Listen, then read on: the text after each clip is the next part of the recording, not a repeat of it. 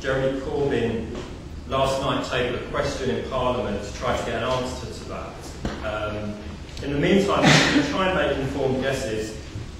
One document that I've seen says that around 80 people have been identified from the Blackburn area alone, which would suggest to me that the total number of the whole country is likely to be close to 1,000. What happens to young Muslims who are identified in this way? They're referred to something called the Channel Programme, which we know very little about, but which involves some kind of intervention with the young person involved to re-educate them in some way. It certainly involves the police, counter-terrorism units. I've spoken to one youth worker who's been assigned the task of working with young people identified in this way. His view was that all the young persons passed to him for this so-called re-education were not extremists at all, but simply had personal issues to do with drugs, alcohol, bereavement, literacy. Now, the government's position since the report was published has been quite confusing. They keep repeating this phrase that prevent is not about spying. You'll see this on all the statements they've made over the last week. That's not actually the allegation that's been made in relation to prevent. The question is whether teachers and youth workers are being asked to identify young Muslims who are thought to have extreme opinions and pass on details of those young people to the police for referral to the Channel Programme. That's the question. We don't have the answer to that from the Home Office at the moment. But it's beyond doubt that that at least is a part of what Prevent is about, in my opinion. So what is wrong with the system in which teachers and youth workers are encouraged to identify young people as having extreme religious and different opinions? The first point is that youth workers and teachers have professional norms of confidentiality in relation to the young people they work with. And of course, if a youth worker thought that a young person was likely to be involved in crime, they would, as a matter of course, pass information to the police and an intervention would follow. But that's quite different from providing the police with a kind of general picture of what young Muslims are thinking about religion and politics. And to do that, I would argue, is completely counterproductive to winning the trust and support of the community and giving young people a sense of belonging and a sense of belief and faith in the system of government in this country. It undermines exactly the kinds of radical discussions of political issues that need to happen if young people are to be won over and support for political violence diminished. A person who's involved in Preventing the Midlands said to me, a good organisation working with young people should be able to say to them, what are your feelings on the Middle East? Without labelling their opinions as extremism. My concern about the current approach, he says, is the emphasis on depoliticisation.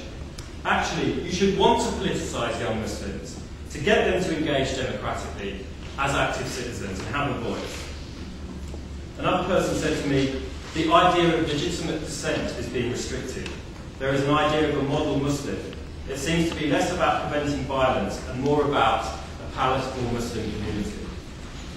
Now, I'm not a Muslim, but for me this is an issue about human rights, about whether I want to live in a society where young people no longer feel able to express themselves about difficult political issues. Finally, to see where this leads, I want to draw your attention to a letter that's been sent out this week by the Counter-Terrorism Unit of West Midlands Police to various local partners, which I think captures the heart of the issue.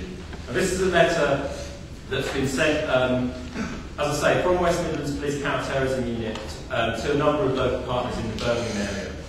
And this is meant to reassure them in the face of the criticism that Prevent has been subjected to over the last week or so. And what the police officer says is, let me find the key point here.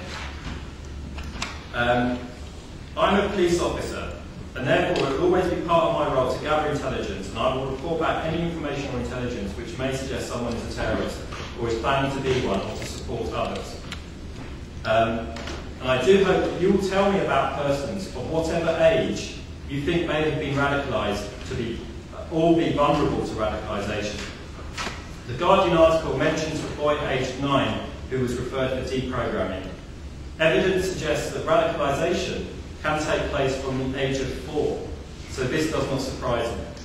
So this is a letter that's meant to refute the allegation that Prevent is about gathering intelligence for the police, and actually says we'd like information on children as young as 4 who might be, to use their language, vulnerable to radicalisation, which my argument is translates into practice into a quite vague idea of extremism, which is in the end about political and religious opinions. Thank you very much. Well done.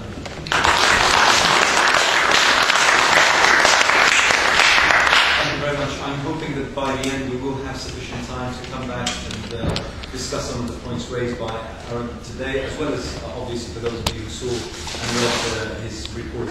The point about the depoliticization of Muslims, particularly something that concerns ourselves here in the Cordoba Foundation and with those who we work with, because one of the ways that we have been working for more than 20 years to bring young Muslims out of the clutches of extremists is to get them involved in politics and to actually invigorate that kind of thirst for political views and often radical political views, because we see that as being one of the most useful tools of bringing frustrated young and angry young Muslim men and women into the mainstream of actually working with the systems available to society and mechanisms affordable to everyone.